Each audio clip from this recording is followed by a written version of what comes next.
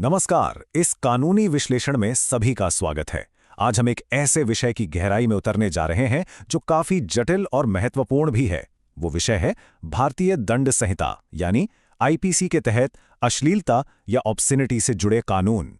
हम इन सभी प्रावधानों को बहुत ही सरल भाषा में समझेंगे और साथ ही ये भी देखेंगे कि जो नया कानून आया है भारतीय न्याय संहिता 2023, उसमें इन कानूनों की क्या जगह है।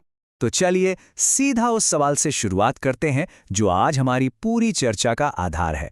सवाल है, What are the provisions of law relating to obscenity and nudity under Indian Penal Code? Explain। यानी भारतीय दंड संहिता के अंतर्गत अश्लीलता एवं नंगेपन से जुड़े कानूनी प्रावधान कौन-कौन से हैं। चलिए इन कानूनों की एक-एक परत को खोलते हैं और समझते हैं। देखिए, किसी भी कानून को समझने के लिए सबसे पहले उसकी बुनियाद यानी उसकी परिभाषा को समझना बहुत जरूरी होता है। तो सबसे पहले हम यही जानने की कोशिश करेंगे कि भारतीय कानून की नज़रों में इस शब्द अश्लीलता का आखिर मतलब क्या होता है, क्योंकि ये उतना सीधा और सरल नहीं है जितना सुनने में लगता है। अब यहीं पर सबसे दिलचस्प बात सामने आती है। भारतीय दंड संहिता यानी आईपीसी में अश्लील शब्द को कहीं भी सीधे सीधे परिभाषित नहीं किया गया है। मतलब कानून हमें कोई बनी बनाई परिभाषा नहीं देता। तो फिर इसका मतलब कैसे निकाला जाता है? इसका अर्थ अदालतों के फैसलों और समाज में जो एक आम समझ है उसी के आधार पर तय किया जाता है। तो अदालतें इससे कैसे देखती हैं? एक सामान्य कानूनी सिद्धांत ये कहता है कि कोई भी ऐसी बात, चाहे वो लिखी हुई हो, बोली गई हो या फिर इशारों में हो, जो किसी सामान्य सोच वाले इंसान के नैतिक स्तर को गिरा सकती है या उसके मन में गलत विचार पैदा कर सकती है, उसे अश्लील माना जाएगा। मतलब सारा जोर इस बात पर है कि उस चीज का समाज पर असर क्या पड़ रहा है। तो यहाँ सबसे जरूरी बात जो हमें समझनी है वो ये है कि अश्लीलता का कोई एक फिक्स पैमाना नहीं है। ये समय, जगह और समाज के साथ बदलती रहती है। जो बात आज से 50 साल पहले बहुत अश्लील मानी जाती थी, हो सकता है आज वो आम हो। जो चीज़ भारत में अश्लील है, हो सकता है किसी और देश में ना हो। ये पूरी तरह से वहाँ के माहौल और सांस्कृतिक मूल्यों पर निर्भर करता है। चलिए अब परिभाषा से आगे बढ़कर कानून की उन खास धाराओं पर आते हैं जो अश्लील किताबों, तस्वीरों या दूसरी चीजों की खरीद बिक्री से जुड़ी हैं। इस मामले में भारतीय दंड संहिता की धारा 292 सबसे अहम है। ये धारा अश्लील सामग्री जैसे कि किताबें, मैगजीन या वीडियो वगैरह के व्यापार को अपराध मानती है। यहाँ ये जानना भी बहुत जरूरी है कि जो नया कानून है भारतीय न्याय संहिता 2023, उसमें इस प्रावधान को धारा 228 के तहत जगह दी गई है। तो जो आईपीसी में 292 था, वो अब बीएनएस में 228 है। ये कानून बहुत ही विस्तार से बनाया गया है।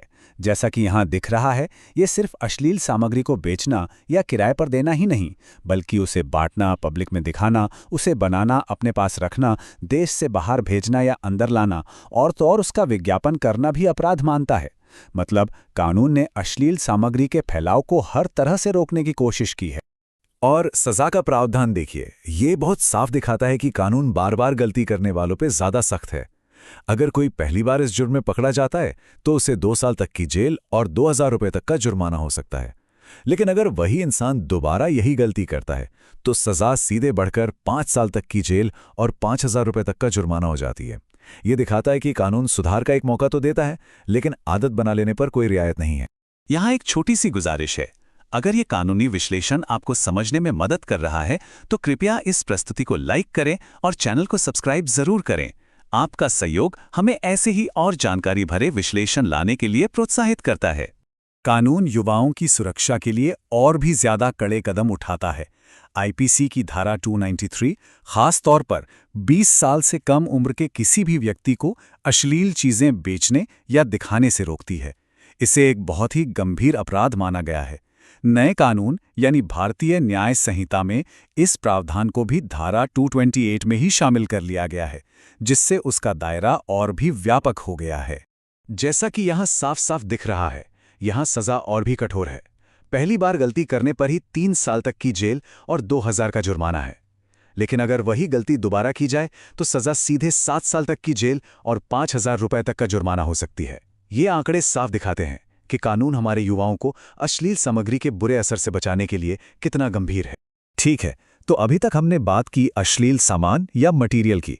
अब हम उससे हटकर सार्वजनिक जगहों पर किए जाने वाले अश्लील कामों या बोले जाने वाले शब्दों पर बात करेंगे, जिसे पब्लिक ऑब्सेनिटी भी कहते हैं। आईपीसी की धारा 294 दो तरह की सार्वजनिक अश्लीलता के लिए सजा देती है। पहला, किसी भी पब्लिक जगह जैसे सड़क, पार्क या बाजार में कोई अश्लील हरकत करना, और दूसरा, किसी पब्लिक जगह पर या उसके आसपास कोई अश्लील गाना, कविता या शब्द बोलना जिससे दूसरों को परेशानी हो। अच्छा, नए भारतीय न्याय संहिता में ये प्रावधान अब धारा 229 के तहत आता है। सार्वजनिक अश्लीलता के लिए सजा अश्लील सामग्री बेचने के मुकाबले थोड़ी कम है।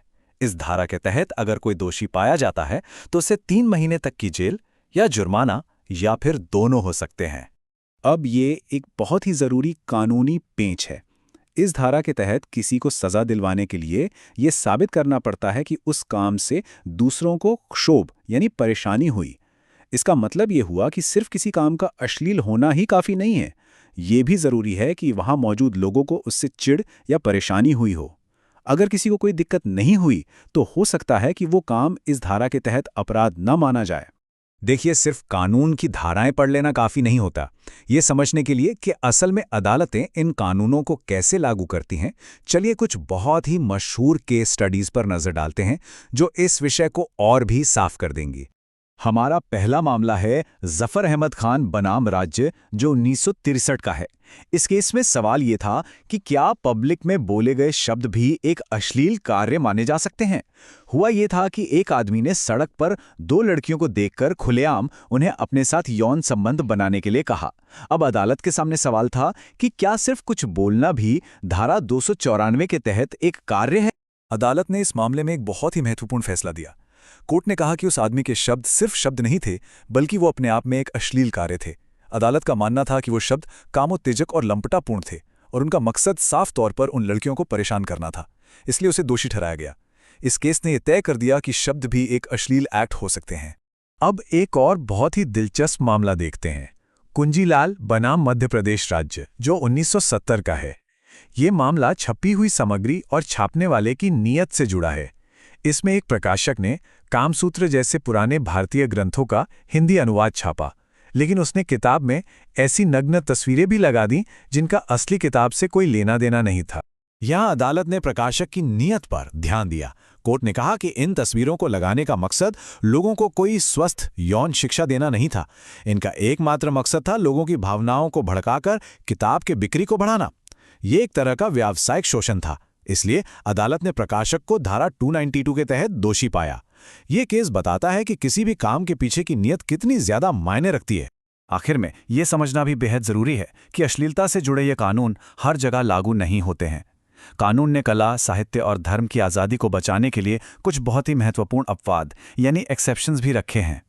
कानून उन चीज़ों को छूट देता है जिनका कोई कलात्मक, वैज्ञानिक या धार्मिक महत्व है, जैसे कोई भी किताब या कलाकृति जो साहित्य, कला या ज्ञान के लिए बनाई गई हो, उस पर धारा 292 लागू नहीं होती।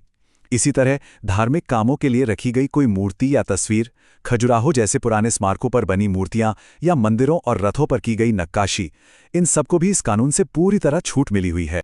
तो इस पूरी चर्चा का सार क्या है? सार ये है कि अश्लीलता का कानून समाज की नैतिकता और कला एवं अभिव्यक्ति की आज़ादी के बीच एक बहुत ही नाजुक संतुलन बनाने की कोशिश करता है। इस कानून में कोई भी चीज़ अपने आप में सही या गलत नहीं है। सब कुछ इस बात पर निर्भर करता है कि उसका संदर्भ क्या है, उसे बनाने वाले की नीयत क्या है और समाज पर उसका असर क्या पड़ रहा है। और यही बात इस कानून को इतना जटिल और साथ ही दिलचस्प भी बनाती है।